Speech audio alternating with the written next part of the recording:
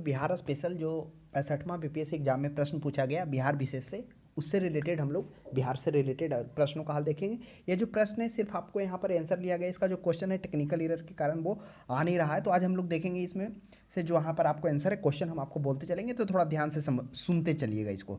देखा जाए पहला प्रश्न 27 में जो कर रहा है, जिसका आंसर यहाँ पे नालंदा दिया हुआ, उसमें प्रश्न है कि कश्मीर घाटी के अंतिम मुस्लिम शासक यूसुफ शाह चक जो थे, उन्हें मुगल सम्राट अकबर द्वारा बिहार में निर्वासित किया गया था। तो कह रहा है जो यूसुफ शाह जो शासक थे यूसुफ शाह चक, उसे क्यों मुगल सम्राट अकबर के द्वारा निर्वासित किया गया था। ऑप्शन में था पाटलिपुत्र है, राजगीर, मुंगेर तथा नालंदा। तो जो निर्वासित किया गया था, तो उनका दफन कहाँ हुआ था, तो उनका दफन हुआ था नालंदा में। आइए समझते हैं यूसुफ शाह चक कौन थे। तो यूसुफ शाह चक कश्मीर के शासक थे, जो अपने पिता शाह चक के उत्तराधिकारी थे।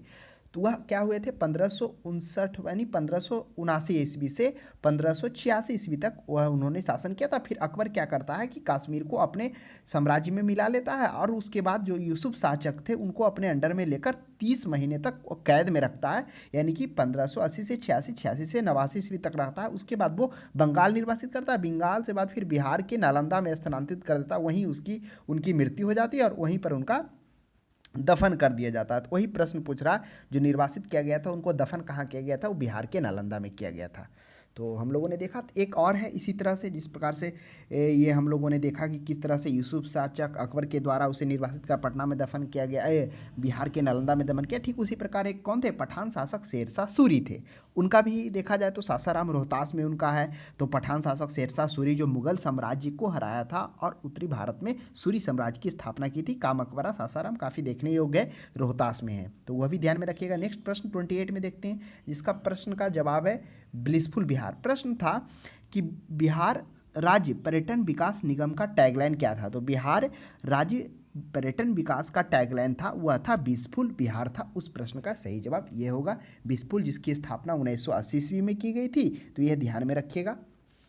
नेक्स्ट प्रश्न आते हैं 29 में उस क्या है, उसका है 12। तो क्या प्रश्न पूछा गया था, 29 में प्रश्न पूछा गया था कि बिहार राज्य में गंगा के किनारे स्थित जिलों की संख्या कितनी है। ऑप्शन में था क्या है, ऑप्शन में था 21, 17, 12। तो आपको ये पता होना चाहिए, इसकी चर्चा हम लोग पहले भी किए थे कि निम्नलिखित में से कौन सा प्रमंडल जो प्रशासनिक क्षेत्र था, जो क्या होता गंगा के किनारे हैं, तो उसमें से हम लोगों ने देखा था। तो उन चीज़ों को भी हम लोग रिकॉल कर लेते हैं। तो 12 जिला हैं बिहार के जो गंगा नदी के किनारे हैं, वो ध्यान में रखिएगा। तो हम लोग यहाँ पे प्रमंडल को साथ में लेके चलेंगे, क्योंकि आपको पता होगा बिहार में 9 प्रमंडल है, और उस प्रमंडल में जो जिले आएंगे जो गंगा नदी के किनारे, उन्हें देखेंगे। पहला हम लोग दरभंगा से स्टार्ट करते हैं। दरभंगा क्या था, दरभंगा में हम लोगों ने देखा था कि जो ये है क्या है, ये प्रमंडल जो दरभंगा है उसके अंतर्गत में कौन कौन आता है। आप देखिए दरभंगा के जस्ट ऊपर जाइए तो मधुबनी मिलेगा।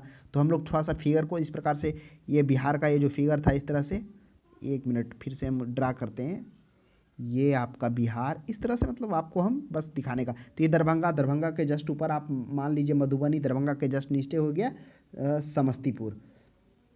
तो क्या है, इस समस्तीपुर से होकर क्या हो रहा था, गंगा नदी बह रही थी। तो ये समस्तीपुर एक हो गया। फिर आते हैं कि दरभंगा के बाद आते हैं मुंगेर में आते हैं। अब मुंगेर के बगल में लखीसराय, लखीसराय के जस्ट ऊपर जो था बेगूसराय था, और मुंगेर के जस्ट ऊपर खगड़िया था। तो आपको पता होना चाहिए मुंगेर से भी, लखीसराय से भी, और क्या है बेगूसराय और खगड़िया, ये इन सभी से क्या होता है, गंगा नदी होकर बहती है। तो ये आपको यही जो है कौन सा प्रमंडल मुंगेर में सबसे ज़्यादा जिलों से होकर गुजरती है। कौन कौन, यहाँ पर मुंगेर देखिए, उसके जस्ट बाएं लखीसराय, और जस्ट मुंगेर के ऊपर आप जाएंगे तो क्या मिलेगा आपको, खगड़िया मिलेगा, और जस्ट इसके बाएं बाएं जाएंगे तो आपको खगड़िया के बाद बेगूसराय मिलेगा। तो ये चारों जिला होकर बहती है, इसके नीचे जमुई। तो इस तरह से हम लोगों ने 5 इधर देख लिया। उसके बाद आते हैं हम लोग पूर्णिया में। पूर्णिया के ऊपर क्या था, पूर्णिया के ऊपर किशनगंज है, जो आगे हम लोग देखेंगे कि यही किशनगंज है, जहाँ पर क्या है शिशु लिंगानुपात सबसे अधिक। 80 पूर्णिया के ऊपर किशनगंज, और किशनगंज के नीचे हो गया कटिहार, यहाँ से गंगा नदी गुजरेगी। तो इस प्रकार से हम लोग पूर्णिया भी देख लिए। अब हम लोग आते हैं तिरहुत में। तिरहुत में क्या था, सबसे ऊपर था पश्चिमी चंपारण, उसके नीचे पूर्वी चंपारण, शिवहर, उसके बाद सीतामढ़ी, उसके बाद मुजफ्फरपुर, और इधर हो गया वैशाली। तो आपको पता होगा वैशाली से होकर गुजरती है। ये हो गया आपका तिरहुत में हो गया। अब हम लोग आते हैं तिरहुत के बाद आते हैं हम लोग भागलपुर, भागलपुर कहाँ था, भागलपुर में ये भागलपुर और बांका हो गया, भागलपुर से होकर गुजरती। उसके बाद हम लोग तिरहुत के बाद सारण में आते हैं। सारण के जस्ट ऊपर हो गया, क्या हो गया, सिवान हो गया, सिवान के अंदर गोपालगंज हो गया। यही सारण में आप देखेंगे कि यहाँ से क्या आएगी, ये घाघरा नदी आएगी, जो ये बिहार का कौन सा क्षेत्र है, बिहार का ये हो गया ये यूपी का बलिया हो गया, बिहार का छपरा हो गया, वहीं से बगल से गुजरेगी। उसके बाद पटना में आ जाइए, पटना में आ गया, नालंदा आ गया, पटना आ गया। उसके बाद पटना के बाद क्या आ गया, भोजपुर आ गया, बक्सर आ गया, नीचे रोहतास हो गया, और इधर साथ में कैमूर हो गया। तो पटना से इधर जाएगी बक्सर, भोजपुर, बक्सर और भोजपुर, इन सभी से होकर भी गुजरेगी। तो पटना, बक्सर, भोजपुर, इधर 3 हो गया। अब मगध में आ जाइए, मगध के दाएं इधर हो गया नवादा हो गया, बाएं इधर हो गया औरंगाबाद हो गया, ये जहानाबाद, अरवल, इसमें से एक भी इस प्रमंडल से गंगा नदी नहीं गुजरेगी। तो एक प्रमंडल, इधर एक कोसी बच गया था, है ना, कोसी के जस्ट बगल में क्या हो गया, मधेपुरा हो गया, सुपौल, इस कोसी से, यही 2 प्रमंडल है जहाँ से गंगा नदी नहीं बहती है। तो यह भी ध्यान में रखना है, कौन कौन, जहाँ से एक गया प्रमंडल हो गया, एक कोसी प्रमंडल हो गया, जो कोसी के जस्ट, कोसी का जो डायग्राम यहाँ पर है, मधेपुरा, ऊपर सुपौल हो गया। तो इस तरह से हम लोगों ने प्रमंडल के बारे में भी जाना। तो इस तरह से बिहार में 12 जिलों में होकर गुजरती है, गंगा नदी होकर गुजरती है। इसमें से 12 का देखिए यहाँ पर दिया हुआ क्रम से, ये भी दिया हुआ है, देख सकते हैं। 30 में हम लोग आते हैं। 30 में प्रश्न क्या पूछा गया था कि निम्नलिखित में से कौन सा वन्यजीव अभयारण्य बिहार के मुंगेर में। तो बिहार के मुंगेर में जो है वह भीम बांध है। एक हम लोग इससे पहले देखे थे कि जो क्या है, बिहार में जो ये राष्ट्रीय उद्यान है वो वाल्मीकि राष्ट्रीय उद्यान, जो पश्चिमी चंपारण में स्थित था, वो हम लोगों ने जाना था, जिसकी स्थापना 1989 ईस्वी में की गई थी। तो वह भी ध्यान में रखना। लेकिन यहाँ पर क्या है, राष्ट्रीय उद्यान नहीं पूछा है, यहाँ पर वन्य जीव अभयारण्य। तो भीम बांध जो वन्य जीव अभयारण्य कहाँ है, वह आपको ये भीम बांध, ये भीम बांध वन्य जीव अभयारण्य, ये आपको पश्चिमी चंपारण में अवस्थित है। तो ध्यान में रखिएगा, बिहार के भीम बांध वन्य जीव अभयारण्य बिहार के मुंगेर में स्थित है, वही करें, वो पश्चिमी चंपारण था वन्य जीव। तो इसकी दोनों देखिए चर्चा किया हुआ है। तो बिहार के मुंगेर में आपको भीम बांध मिल जाएगा, और अगर राष्ट्रीय उद्यान की बात की जाए तो आपको पश्चिमी चंपारण में मिल जाएगा। तो ध्यान में रखिएगा। एक और हम लोगों ने देखा था कि इससे पहले रामसर साइट पूछा गया था। तो बिहार का जो 39वां रामसर साइट था वो कौन था, वो हम लोगों ने देखा था, ये कांवर झील के पास में है। तो कांवर झील कहाँ था, अब याद करिए कांवर झील कहाँ था। तो कांवर झील जो था वो आपको भागलपुर के आसपास में ही ये कांवर झील था, है ना। तो वो भी हम लोगों ने देखा था। उसके बाद हम लोग आते हैं, नेक्स्ट आ जाइए, 31 में है। 31 में क्या था,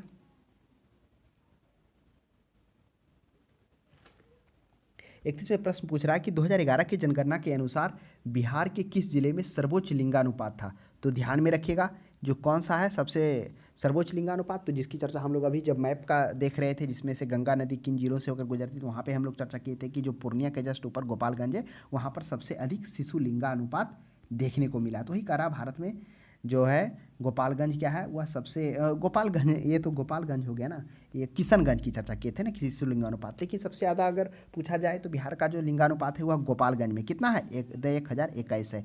यानी कि लिंगानुपात क्या होता है, प्रति 1000 पुरुषों पर 1000 महिलाओं पर जो पुरुषों की संख्या होती है वही लिंगानुपात कहलाता है। शिशु लिंगानुपात में 0 से 6 वर्ष पर प्रति 1000 बच्चे पर, लड़के पर जो लड़कियों की संख्या होती है वो लिंगानुपात, शिशु लिंगानुपात। अंतर यही रहता है कि 0 से 6 वर्ष होता है तो वो शिशु हो जाता है, और उससे ऊपर होता है तो वो लिंगानुपात में जनरल आता है। तो पहले हम लोग जानेंगे बिहार का लिंगानुपात कितना है। तो बिहार का लिंगानुपात 918 है, और उसमें से सबसे ज़्यादा लिंगानुपात गोपालगंज में, और सबसे कम लिंगानुपात देखा जाए तो वह कहाँ है, तो सबसे कम है मुंगेर में। मुंगेर कहाँ हम लोग देखे थे, मुंगेर में हम लोग देखे थे जस्ट उसके बाएं साइड लखीसराय, मुंगेर के जस्ट ऊपर खगड़िया, और उसके जस्ट बाएं बेगूसराय। तो मुंगेर में सबसे कम है, कितना है मात्र वहाँ पर 876 है। और शिशु लिंगानुपात की बात की जाए तो बिहार का कितना 935 है, और सिर्फ लिंगानुपात 918। लेकिन शिशु लिंगानुपात सबसे ज़्यादा कहाँ है, तो वह हम लोग पूर्णिया के ऊपर हम लोगों ने देखा था, किशनगंज के पास में। और सबसे कम लिंगानुपात देखा जाए तो वह कहाँ है, ये आपको सबसे कम देखने को मिल जाएगा, शायद शिवहर है,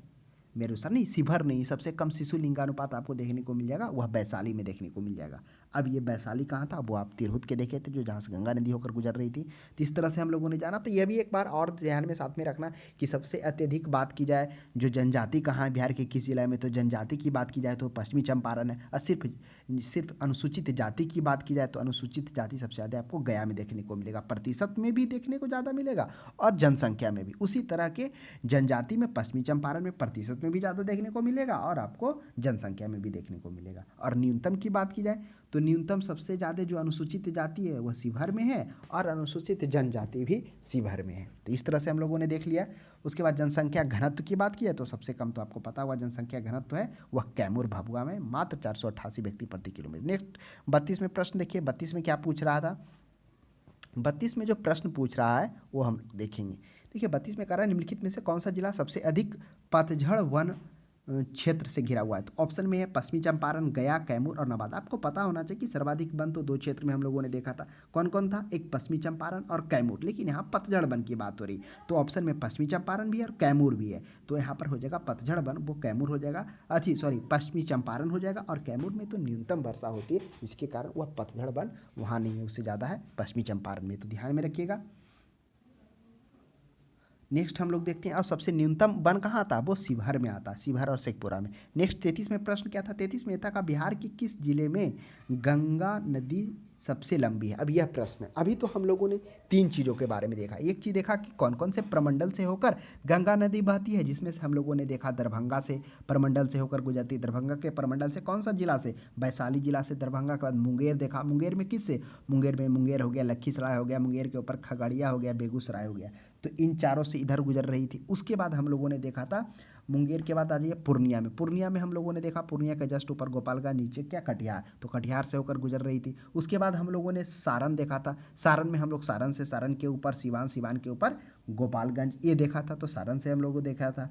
उसके बाद हम लोग मगध, मगध से होकर तो गुजर ही नहीं रहा था क्योंकि मगध गया नीचे में आ रहा था, है ना, मगध क्षेत्र। उसके बाद पटना से होकर पटना, भोजपुर, बक्सर गुजर रहा था। इधर पटना हो गया, नालंदा हो गया, पटना हो गया, पटना हो गया, उसके बाद भोजपुर हो गया, बक्सर हो गया, सभी से होकर गुजर रही थी। तो इस तरह से 12 जिलों से होकर गुजर रही थी। और प्रमंडल जो है वह लगभग 2, 2, 4, 2, 6 और 7 प्रमंडल से होकर गुजर रही थी, 2 प्रमंडल से नहीं। कौन कौन 2 प्रमंडल से नहीं होकर गुजर रही थी, एक कोसी प्रमंडल से, जो कोसी में हम लोगों ने देखे थे, इधर मधेपुरा ऊपर सुपौल है, तो कोसी और मगध से नहीं गुजर रही थी।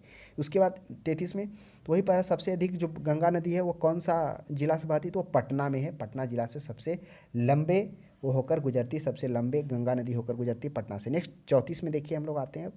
34 में कह रहा है कि 2011 की जनगणना के अनुसार बिहार के किस जिले में सर्वोच्च घनी आबादी दर्ज की गई। सर्वोच्च घनी आबादी तो शिवहर, आपको मालूम होना चाहिए शिवहर में 1180 11 नहीं 1880 किलोमीटर प्रति व्यक्ति सबसे ज़्यादा जनसंख्या घनत्व शिवहर का। और सबसे कम कहाँ था, कैमूर भभुआ का, जहाँ 448 हम लोगों ने देखा था प्रति वर्ग किलोमीटर, तो ध्यान में रखना है। उसके बाद हम लोगों ने अब देखिए ये भी चर्चा यहाँ पर क्या, बिहार की आबादी टोटल 10,40,99,452 है, लिंगानुपात 918 है, जनसंख्या घनत्व 1106 है पूरे बिहार का, साक्षरता 61.80 है, साक्षरता पुरुष साक्षरता 71.21 है, महिला साक्षरता 51.50 है। तो ये चीज़ों को थोड़ा सा ध्यान में रखना है, डाटा को 2011 के जनसंख्या के अनुसार।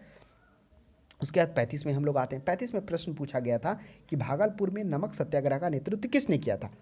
ऑप्शन में श्री कृष्ण सिंह भी है, महादेवलाल सफर भी है, उसके बाद कुमार मिश्रा है और सत्यनारायण भी, और ई तो इनमें से कोई नहीं है, ऊपर में से एक से दी। तो भागलपुर में नमक सत्याग्रह का नेतृत्व आपको मालूम होना चाहिए वो कौन किए थे, वो किए थे महादेवलाल सराफ किए थे। आपको पता होना चाहिए कि नमक सत्याग्रह का नेतृत्व में हम लोगों ने देखा था किस तरह से श्री कृष्ण यानी बाबूजी जो बिहार के प्रथम मुख्यमंत्री होते हैं, वो नमक सत्याग्रह गांधी जी के आह्वान पर वह भी जाते हैं, लेकिन वो क्या जाते हैं, वह भागलपुर में नहीं जाते हैं, वो मुंगेर को पार करके गढ़पुरा क्षेत्र में जाते हैं। वही गढ़पुरा के दुर्गागाछी में वो अपने सहयोगियों के साथ करते हैं। लेकिन यहाँ पर प्रश्न पूछा भागलपुर में, तो भागलपुर में महादेव वो 1930 ईस्वी में नमक सत्याग्रह अपने सहयोगियों के साथ जाकर क्या करते हैं, उसका नेतृत्व करते हैं। तो आपको ध्यान में होगा भागलपुर में नमक सत्याग्रह। और सविनय अवांगे आंदोलन का जो स्टार्ट होता है वो क्या होता है, दांडी यात्रा से ही सविनय अवांगे आंदोलन स्टार्ट होते हैं 12 मार्च 1930 ईस्वी को, और वह पहुंचते हैं 6 अप्रैल 1930 को 78 सहयोगियों के साथ 385 किलोमीटर यानी 240 मील के साथ। ये प्रश्न भी कभी कभी देखने को मिल जाता है। नेक्स्ट प्रश्न 36 में क्या कह रहा था, 36 में कह रहा है कि सन 1939 में बिहार में अंबारी सत्याग्रह का नेतृत्व कौन किया था। तो ये अंबारी सत्याग्रह किस क्षेत्र में किया गया था, क्यों किया गया था, आइए जानते हैं। तो 1939 ईस्वी में जो अंबारी सत्याग्रह था वह राहुल सांस्कृत्यान है उन्होंने किया था। इस सत्याग्रह के दौरान उन पर एक झूठे मुकदमे लादकर मामले में फंसाकर उनको जेल भेज दिया गया था। उन्हें 6 महीनों के लिए भी सजा हुई थी। उनका जन्म आपको पता होगा यूपी के आजमगढ़ में हुआ था, पदहा गांव से हुआ था। ये हिंदी साहित्य के एक अद्वितीय व्यक्ति थे। उन्हीं के विरोध में ये क्या करते हैं, अंबारी सत्याग्रह निकालते हैं। तो वही हो जाएगा राहुल सत्याग्रह के हिंदी प्रख्यात थे।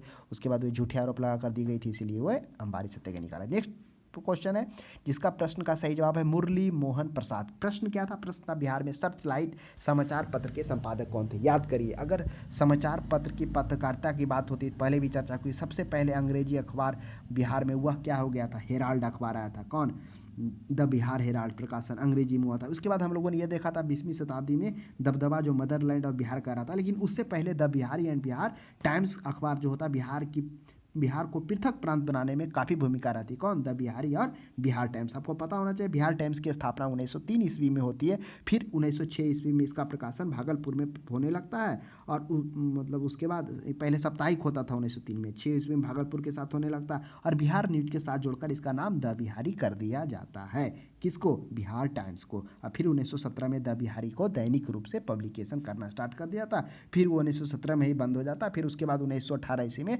द सर्च लाइट प्रकाशन होता है, और उस प्रकाशन के जो संपादक सर सैयद हुसैन होते हैं। और आपको पता होगा कि सर सैयद हुसैन जब होते हैं तो उसके बाद यह जो होता है सविनय अवज्ञा आंदोलन, भारत छोड़ो आंदोलन, इन आंदोलनों का इसमें काफ़ी वो प्रचार प्रसार बढ़ चढ़कर लोगों को जागरूक करते हैं। कौन, सर सैयद अहमद हुसैन। लेकिन उसके बाद जो होता है उसकी जो नेतृत्व करते हैं, उस अखबार का संपादिकता करते हैं मुरली मनोहर प्रसाद करते हैं। तो इस थोड़ा सा यहाँ पर ध्यान में रखिएगा। अगर प्रश्न ये देखिएगा कि जो सर्च लाइट था उसका प्रकाशन प्रथम संपादक सर सैयद हुसैन कहाँ थे, लेकिन ऑप्शन में मुरली मनोहर है, तो इनका भी योगदान रहता है। हाँ, और अगर पूछा जाए कि असहयोग आंदोलन, भारत छोड़ो आंदोलन में कौन से संपादक ने बढ़ चढ़कर लोगों को जागरूक करने में महत्वपूर्ण भूमिका निभाया, तो वो थे सैयद हुसैन खां थे। तो ये चीज़ों को ध्यान रखें। उसके बाद मुरली मनोहर प्रसाद उसको संभालते हैं। 38 में प्रश्न क्या था, जिसका आंसर है फूलन प्रसाद शर्मा। प्रश्न था कि 1931 में बिहार समाजवादी पार्टी का गठन किसने किया था। तो आपको पता होना चाहिए बिहार समाजवादी ये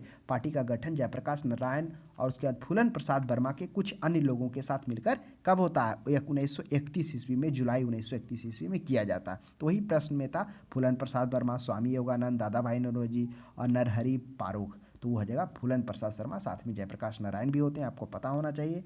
उसके बाद ये जो मुख्य जो होता है इनका, जो 1933 ईस्वी में पंजाब में भी इसकी एक शाखा का गठन किया जाता है। उद्देश्य यही होता है इस प्रक्रिया के माध्यम से क्या करना, राज्य द्वारा नियंत्रित करना, और मतलब जो भूस्वामी का भूमि का है, और राजाओं और जमींदारों को बिना मुआवजे का उन्मूलन करना, ये उसका उद्देश्य होता है। तो यही इस प्रश्न का हो जाएगा फूलन प्रसाद शर्मा। उद्देश्य यही होता है कि जो जमींदारी है, प्रथा है, उसको उन्मूलन किया जाए बिना मुआवजे का, और लोगों को न्याय मिले। क्योंकि आपको पता होगा भारत आज़ाद हुआ था तो लोगों को समान न्याय की बात हुई थी।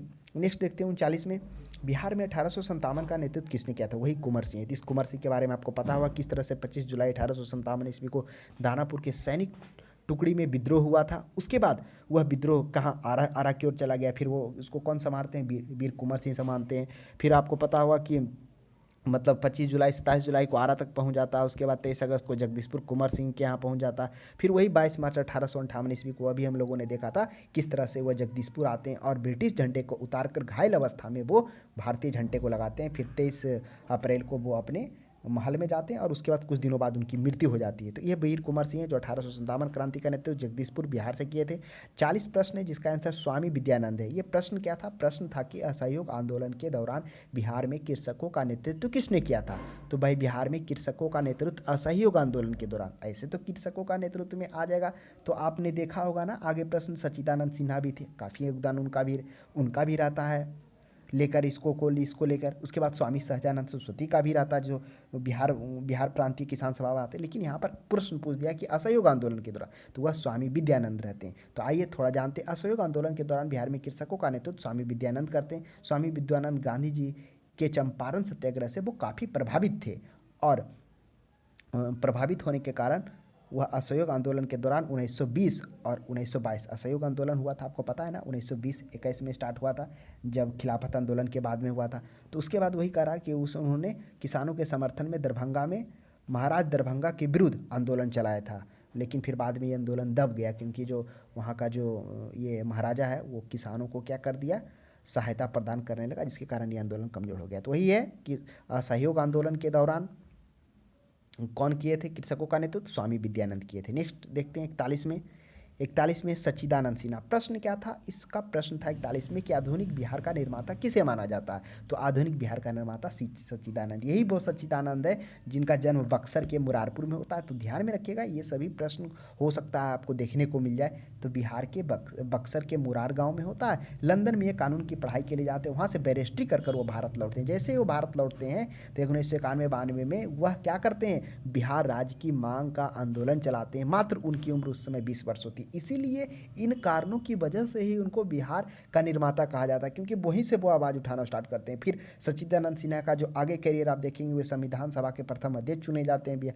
बिहार का बंगाल के पृथक राज्य के रूप में स्थापित करने के लिए लोगों का उनका सबसे प्रमुख उस समय मांग होता है। प्रथम भारतीय थे जो एक प्रांत के राज्यपाल हाउस ऑफ लॉर्ड के रूप सदस्य बने थे सच्चिदानंद सिन्हा। तो इन सभी को देखते हुए इन्हें आधुनिक भारत के निर्माता के रूप में, आधुनिक बिहार के निर्माता के रूप में जाना जाता सच्चिदानंद सिन्हा को। नेक्स्ट प्रश्न 42 है, जिसका आंसर है स्वामी सहजानंद सरस्वती। प्रश्न था बिहार प्रांतीय किसान सभा का गठन किसने किया था? याद करिए, बिहार प्रांतीय किसान सभा का गठन कब होता है? वह 1929 ईस्वी में होता है। किस लिए होता है? जो जमींदारों का, जो किसानों पर जो अन्याय अत्याचार किया जा रहा था, उसी के विरोध में ये करते हैं। इसके विरोध में करते जमींदारों द्वारा होने वाले हमलों के खिलाफ किसानों की शिकायतों को इकट्ठा करने के लिए गठित किया जाता है। इस गठन के फलस्वरूप भारत में किसानों की गतिविधियां और तेज हो जाती है। उसके बाद यह आंदोलन भारत के बाकी हिस्सों में भी तेजी से फैलने लगता। फिर हम लोगों ने किस तरह से देखा था, 1934 ईस्वी में इनका क्या होता है? भारतीय राष्ट्रीय कांग्रेस के साथ अस्थायी रूप से काम करने का मौका मिलता है। फिर बाद में आप देखे होंगे कि किसान नेता जिसमें एनजी रंगा, फिर दक्षिण भारतीय फेडरेशन ऑफ किसान के जो सदस्य और सचिव EMS नींबू दिरीपाद और कृषि श्रम ने अखिल भारतीय किसान सभा गठन का सुझाव देता है। फिर वही 11 अप्रैल 1936 ईस्वी को भारतीय राष्ट्रीय कांग्रेस के लखनऊ अधिवेशन में क्या होता है? किसान सभा का गठन होता है। तो ध्यान में रखिएगा इन चीज़ों को। 43 में 1632 प्रश्न पूछा गया था कि डच ईस्ट इंडिया कंपनी किस वर्ष अपनी फैक्ट्री पटना में, आपको पता होगा 1932 ईस्वी में स्थापित की थी। सोरा, अनाज, इन सभी के लिए यह फैक्ट्री स्थापित हुआ था। आपको ये भी पता होगा कि सबसे पहले जो डच है वह सुमात्रा पर आए थे, कार्नेलियस हर्ट करके, लेकिन वो सुमात्रा द्वीप पर आए, फिर वो चले गए। लेकिन वो व्यापारिक दृष्टि से कब आते हैं? वह आते हैं 1602 से 5 ईस्वी में आते हैं। फिर अपनी व्यापारिक कोठी 1911-12 में वह मसूलीपट्टनम में स्थापित करते हैं, जो कंपनी VOC होता है इसका। तो ध्यान में रखिएगा। 44 में प्रश्न, इसका आंसर है श्री कृष्ण जी। प्रश्न पूछा गया था 44 में कि बिहार में स्वराज्य दल का गठन किसने किया था? तो बिहार में जो स्वराज्य दल का गठन है वह श्री कृष्ण सिंह ने किए थे। देखिए, अगर स्वराज्य दल का चर्चा आ गया तो आप समझिए गया का अधिवेशन 1922 ईस्वी में बिहार के गया में अधिवेशन होता है, जिसकी अध्यक्षता CR दास करते हैं। और इस अधिवेशन में, कांग्रेस के अधिवेशन में क्या हो जाता है कि विधानसभा में जो है एंट्री करने का, यानी विधानसभा में लड़ने का प्रस्ताव ना पारित होता है, विधानसभा में नहीं जाने का, जिसका वो विरोध करते हैं। और उसके बाद विरोध करने के बाद कारण देखिए, सिर्फ ये तो कारण रहता ही रहता है, लेकिन पीछे भी कुछ जो ऐसा घटना होता है जिसके कारण बहुत सारे लोगों को क्या होता है, अंदर अंदर मनमुटाव रहता है। जैसे गांधी जी जो असहयोग आंदोलन स्टार्ट करते हैं, चौरी चौरा कांड के बाद वो बंद कर देते हैं, 4 फरवरी जो 1922 ईस्वी को हुआ था, उसके कारण भी बहुत सारे नेता आघात थे। तो उसी को लेकर वो तो कारण था ही था, लेकिन यहाँ पर ये जो कारण हो गया कि विधानसभा में मतलब ये एंट्री ना करने का प्रस्ताव पारित हो गया, जिसका CR दास ने विरोध किया। और उसके बाद वो अलग होकर मोतीलाल नेहरू और विट्ठल भाई पटेल और श्री कृष्ण सिंह ने अलग पार्टी बनाया 1 जनवरी 1923 को, स्वराज पार्टी का, जिसका सचिव अध्यक्ष कौन बने? श्री कृष्ण सिंह बने, और सचिव बने मोतीलाल नेहरू बने।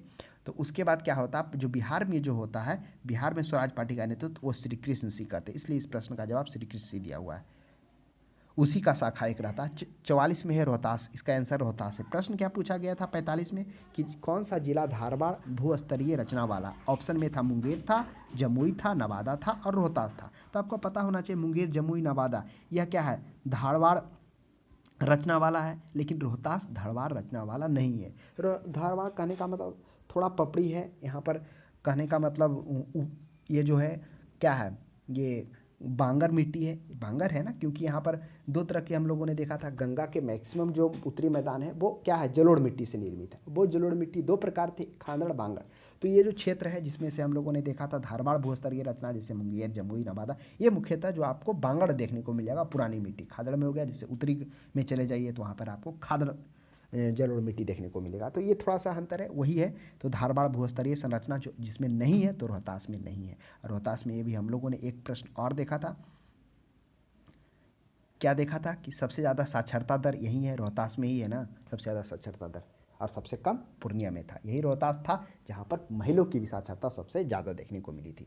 नेक्स्ट 46वें प्रश्न, 46 में कर रहा प्रश्न कि नीति आयोग के स्वास्थ्य सूचांक 2019 के अनुसार बिहार का स्कोर कितना था। तो वही बिहार का स्कोर 32.11 था नीति आयोग के अनुसार। अब प्रश्न उठता है ये तो 2019 का था, क्या 2021 में कितना है। तो 2021 में जो 19 में था 32 पॉइंट समथिंग था, इससे एक कम है, 31 है, यानी कि और कम ही गया है ना। तो अब इसका राज्य 19 राज्यों में 18वें स्थान पर है, सोचिए बिहार का। तो ये है, ध्यान में रखिएगा ये जो उसको स्कोर मिला है बिहार को। नेक्स्ट 47 में आंसर है 935। याद करिए 935 क्या हुआ, जनसंख्या घनत्व होगा, घनत्व तो है नहीं, तो स्वाभाविक लिंगानुपात होगा। तो आपको पता हुआ 2011 के अनुसार पूछा गया था कि लिंगानुपात क्या है। तो लिंगानुपात तो 918 है बिहार का, लेकिन शिशु लिंगानुपात 935 है। शिशु लिंगानुपात क्या था कि प्रति 0 से 6 वर्ष के लड़कियों में से जो लड़कों की संख्या है वह शिशु लिंगानुपात कहलाता है। ठीक लिंगानुपात में ठीक उसी प्रकार 1000 महिलाओं पर जो पुरुषों की संख्या होती है वो शिशु लिंगानुपात। जो क्या था, हम लोगों ने देखा था कि गोपालगंज जो है सबसे ज़्यादा शिशु लिंगानुपात हम लोग को देखने को मिला था। कितना था गोपालगंज में? गोपालगंज में 1021 शिशु नहीं लिंगानुपात। और सबसे कम लिंगानुपात कहाँ देखने को मिला था? मुंगेर में मात्र 876। लेकिन शिशु लिंगानुपात सबसे अधिक कहाँ देखने को मिला? शिशु लिंगानुपात किशनगंज में सबसे अधिक देखने को मिला, और सबसे न्यूनतम वैशाली में देखने में। किशनगंज कौन सा प्रमंडल में है? तो किशनगंज आपको मिल जाएगा आपको पूर्णिया प्रमंडल में। और सबसे कम जो हम लोगों ने देखा वैशाली क्या मिलेगा? तिरहुत प्रमंडल में। नेक्स्ट 48 में आते हैं हम लोग। प्रश्न इसका आंसर 14.6 से प्रश्न पूछा गया था 48 में, वर्ष 2017-18 के दौरान तृतीयक क्षेत्र की विकास दर की थी, क्या थी? तो वह तृतीयक क्षेत्र की वर्ष 2017-18 के दौरान 4.6 है। तो आपको अब पता होना चाहिए कि अभी का जो सकल घरेलू उत्पाद में है प्राथमिक क्षेत्र, द्वितीयक क्षेत्र, तृतीयक क्षेत्र का क्या योगदान है। तो पहले हम लोग ये जानेंगे जिसका होता है GSDP, gross state domestic product. आपको पता हुआ है GSDP की चर्चा, GDP की चर्चा हम लोग पहले भी किए थे कि एक वर्ष में वस्तुओं उत्पादन का सीमा के अंदर, किसी भी क्षेत्र या सीमा के अंदर कुल उत्पादन वस्तुओं का जो मौद्रिक मूल्य होता है वो GDP कहलाता है। तो वह GSDP सकल घरेलू उत्पाद क्या है? सकल घरेलू उत्पाद जो है उस सकल घरेलू ये पूरा है जो भारत का है वह आपको देखने को मिल जाएगा तो 618,000 करोड़ ये आपका GSDP देखने को मिल जाएगा। तो ये डाटा को थोड़ा सा ध्यान में रखना है। कितना बोले? 618, वही है 618.63 हज़ार करोड़, ये वर्तमान कीमत पर। और स्थायी कीमत पर 419.68 हज़ार करोड़। तो ये स्थिर कीमत पर, स्थिर कीमत 2011-12 के अनुसार स्थिर कीमत। अगर आप देखिए, अगर आपको पता होगा GDP NNP कैसे निकाला जाता है, तो जो मूल्य है निर्धारण दो तरीके से, एक बाजार कीमत पर और एक स्थिर कीमत पर निकाला जाता है। देखिए स्थिर कीमत पर इसलिए निकाला जाता है ताकि वो पता चलता है कि गरीब इससे कितना इफेक्टेड हुआ, गरीब पर क्या प्रभाव पड़ा। क्योंकि इसमें जो स्थिर कीमत पर निकाला जाता है इसमें मुद्रास्फीति महंगाई को स्थिर मान लिया जाता है, और जब बाजार कीमत पर होता है उसमें मुद्रास्फीति को जोड़ लिया जाता है। इसलिए जो स्थिर कीमत पर जो भी रेट आएगा, GSDP हो जाए, प्रति व्यक्ति आए, वो कम दिखेगा, क्योंकि उसमें क्या होता है महंगाई को स्थिर मान लिया जाता है। और कोई भी देश के लिए वो ज़रूरी होता ताकि उससे पता चलता है कि उस देश में गरीब लोगों पर कितना प्रभाव पड़ा है ना। तो ये संक्षेप में है, बाकी चर्चा हम लोग इसका इकोनॉमिक्स क्लास में किए हैं। तो वही करा GSDP में हम लोगों ने देखा कि GSDP जिस प्रकार से 618.63 हज़ार करोड़ है ये वर्तमान कीमत पर, वही 419.68 है यह स्थिर कीमत लगभग का 2011-12 ही माना गया, चाहे वो नेशनल पर निकालिए या फिर स्टेट पर निकालिए, यही है स्थिर कीमत का जो मूल्य है वो आधार वर्ष यही 2011-12 माना जाता है, इसलिए आधार वर्ष वही हो। तो इस प्रकार से हम लोगों ने देखा कि GSDP तो उतना था, कितना था GSDP 618, उसमें से प्राथमिक क्षेत्र का जो योगदान था GSDP में वह 19.2% है, द्वितीय प्रतिशत का 19.5% है। तो प्राथमिक क्षेत्र, द्वितीय क्षेत्र सबसे ज़्यादा है, तृतीय क्षेत्र का 21.2%। तो ध्यान में रखिएगा, प्रश्न हो सकता है इससे आपको देखने को मिल जाए। नेक्स्ट प्रश्न अब हम लोग आते हैं 49 में है 48,076 इकाई दहाई सैकड़ा हजार 10 लाख 4,87,628 करोड़। प्रश्न क्या पूछा गया था? प्रश्न पूछा गया था वर्ष 2017-18 में मौजूदा कीमतों पर बिहार राज्य का सकल घरेलू उत्पाद, आ गया ना मौजूदा कीमत पर, यानी GSDP वह क्या? वर्तमान कीमत पर, वर्तमान मूल्य पर, मौजूदा कीमत पर। तो अभी हम लोगों ने देखा कि जो है मूल्य का निर्धारण दो तरीके से, स्थिर मूल्य और चालू खाता, है ना। तो वही चालू खाता पर, वर्तमान कीमत पर। तो अभी हम लोग को जाना स्थिर मूल्य में मुद्रास्फीति को स्थिर यानी महंगाई को स्थिर मान लिया जाता है, लेकिन मुद्रास्फीति ये बाजार कीमत में क्या किया जाता है? चालू खाता में उसमें मुद्रास्फीति को ले लिया जाता, महंगाई को जोड़ा जाता, इसके कारण वो ज़्यादा आता। तो जीएसडीपी क्या था, 618.63 हज़ार करोड़ वर्तमान कीमत पर और अस्थाई कीमत पर 419.68 हज़ार करोड़। तो ये पूछा है 2000, ये तो डाटा है 2017-18 का, तो 17-18 का ये ठीक है। और वही पूछ दिया जाएगा 20-21 का, तो 20-21 का जो आपके पास डाटा 618.63 हज़ार करोड़ है। यानी आप देख लीजिएगा, सैकड़ा हो गया, हज़ार, 10,000, लाख, तो 6,18,000 इधर हो जाएगा, है ना। और स्थायी कीमत पर तो 419.63। तो ये तो था जीएसडीपी। अब एनएसडीपी भी ध्यान रखना है। एनएसडीपी निवल राज्य घरेलू उत्पाद, एनएसडीपी, है ना, क्या हो जाएगा, निवल राज्य घरेलू उत्पाद। एनएसडीपी क्या है वर्तमान कीमत पर 566.47 हज़ार करोड़ और अस्थायी कीमत पर क्या है 37,955। अब एनएसडीपी निवल क्या था, निवल याद करिए, इसमें क्या होता था, निवल में हो जाता था वो सभी जुड़ जाता था जो विदेशों से जो अनुदान मिलता था, जो विदेशों से पैसा आता था, वो उसमें इंक्लूड हो जाता था ना, तो नेट नेशनल प्रोडक्ट आता था ना। इस प्रकार से जो एनएनपी में हम लोग देखे थे, तो इस तरह से एनडीपी नेट नेशनल प्रोडक्ट निकलता था। नेक्स्ट, तो इस प्रकार से ये हम लोगों ने देख लिया। 50 में प्रश्न है मानवीय एपी शाही। तो एपी शाही कौन थे, ये प्रश्न पूछा गया था 50 में कि पटना उच्च न्यायालय के मुख्य न्यायाधीश जिन्होंने जुलाई 2019 में राज्यपाल के रूप में श्री फागू चौहान को शपथ दिलाया था, तो कौन थे पटना के मुख्य न्यायाधीश 2019 में, तो माननीय एपी शाही थे। लेकिन आपको पता होगा फिर इनके बाद 19 में ही इनका ट्रांसफर हो जाता है, ये मद्रास चल जाते हैं। फिर 11 नवंबर 2019 को कौन बनते हैं, संजय करोल बने रहते हैं। और वर्तमान में अभी तक संजय करोल ही हैं पटना उच्च न्यायालय के न्यायाधीश। तो पटना उच्च न्यायालय की स्थापना कब हुई थी, वह बिहार स्थापना से पहले 9 फरवरी 1916 ईस्वी को हुआ था। और यहीं सच्चिदानंद आए थे ना, जब वहाँ से बैरिस्ट्री करके, तो यहीं पर ये स्टार्ट किए थे।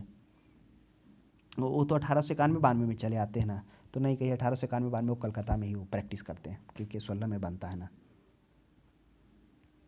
इसमें भी वो करते हैं, हाँ, इसमें करने को देखने को मिलेगा। आगे प्रश्न आएगा, वो एम.एन. जोशी के साथ एक करेंगे चर्चा, आगे हम लोग करेंगे। प्रश्न है 51 में करा है 1912 में बिहार बंगाल प्रेसिडेंसी से अलग होने की याद करने के लिए। अब देखिए 51 में प्रश्न का था कि बिहार दिवस का क्या महत्व है जो हर साल 22 मार्च को मनाया जाता है। क्या उसका महत्व है 22 मनाया जाता है, क्योंकि क्या हुआ था 22 मार्च, आपको पता होगा कि 22 मार्च को बिहार का बंगाल प्रेसिडेंसी से अलग होने के लिए याद किया जाता है। और इसमें जो अहम भूमिका निभाए थे कौन थे, वह थे स्वामी सहजानंद थे। स्वामी सहजानंद, जिनके बारे में हम लोगों ने देखा था, बक्सर में जन्म हुआ था, जो बैरिस्ट्री करके पढ़ाई करके आते हैं 1991-92 में। फिर उन्होंने बिहार को अलग प्रांत बनाने की मांग करते हैं। उनकी अहम भूमिका रहता है किनका, स्वामी सहजानंद सरस्वती का। प्रश्न था ना 42 में, देखिए 42 में एक प्रश्न था, स्वामी सहजानंद सरस्वती। ये तो बिहार प्रांतीय सभा का गठन किया था ना, नहीं वही कर रहा है ये, मतलब सहजानंद नहीं, सच्चिदानंद सिन्हा का रहा था, महत्वपूर्ण एकदम, वो थोड़ा फ्लो हो गया। तो अब ध्यान में रखिएगा, सच्चिदानंद सिन्हा को जो बिहार को एक अलग राज्य बनाने में उनकी काफ़ी योगदान रहता है। जो कहाँ के रहते हैं, जो रहते हैं बक्सर के मुरारपुर गांव से रहते हैं। चलिए नेक्स्ट प्रश्न देखिए, 52 में आंसर है बिहार। प्रश्न क्या पूछा गया था, प्रश्न इसमें पूछा गया था 52 में कि निम्नलिखित में से किस राज्य को केंद्र सरकार द्वारा विशेष श्रेणी का दर्जा दिया गया, मतलब दर्जा नहीं दिया गया। और जो बाकी ऑप्शन थे ना, जैसे एक ऑप्शन में बिहार था, बी में सिक्किम था, सी में हिमाचल प्रदेश, डी में जम्मू कश्मीर। तो एक बिहार ही ऐसा है जो काफ़ी दिनों से संघर्ष कर रहा पाने के लिए, लेकिन मिला नहीं है। तो सिक्किम को कब मिला, 1975 में। 1975 में सिक्किम के साथ साथ में आपको पता हुआ अरुणाचल प्रदेश को भी मिला है, मिजोरम को भी मिला है, ये तीनों को मिला। फिर हिमाचल प्रदेश के भी आपको पता होना चाहिए 1971 में मिला हुआ है। उत्तराखंड, हिमाचल प्रदेश के जस्ट नीचे उत्तराखंड है, उसको भी मिला है। त्रिपुरा को भी 1972 में मिला हुआ है। तो इस तरह से ये सभी जो है मिला हुआ है, लेकिन बिहार को स्पेशल राज्य का दर्जा नहीं मिला हुआ है। इस तरह से ये हम लोगों ने 65वां बीपीएससी जो बिहार से कुछ प्रश्न आया था उन सभी पे हम लोग चर्चा किए, जिसमें मुख्यतः इसमें ज़्यादा व्यक्तित्व देखने को हम लोग सच्चिदानंद सिन्हा के बारे में जाना कि किस तरह से उनका आधुनिक बिहार का निर्माता किस लिए उन्हें कहा जाता है। फिर हम लोगों ने स्वामी सहजानंद सरस्वती की चर्चा पहले भी हुई है। उसके बाद फिर स्वामी विद्यानंद के भी बारे में जाना, किस तरह से असहयोग आंदोलन के दौरान बिहार में कृषकों का नेतृत्व। एक प्रश्न और भी था, इससे पहले भी आया था कि ये सविनय अवज्ञा आंदोलन के दौरान बिहार में कौन सा कर कि यहाँ के लोगों ने देने के लिए मना कर दिया था, तो वो कौन था, ये चौकीदारी कर। क्या हुआ था जब ये सविनय अवज्ञा आंदोलन 1930 ईस्वी में स्टार्ट होता है, और आपको पता होगा ना इसी सविनय अवज्ञा आंदोलन में गांधी जी को गिरफ्तार कर लाता 4 मई में। जब वही गिरफ्तार किया जाता है तो उसी के विरोध में फिर यहाँ भी जो लिया जाता था चौकीदारी कर वो मना कर दिया जाता। तो इस तरह से हम लोगों ने बिहार से रिलेटेड कुछ प्रश्न देखा जो आने की संभावना है, उस पर भी चर्चा किया। तो आज के लिए इतना ही, अब हम लोग अगली क्लास में मिलते हैं, तब तक हमारे क्लास को देखने के लिए धन्यवाद।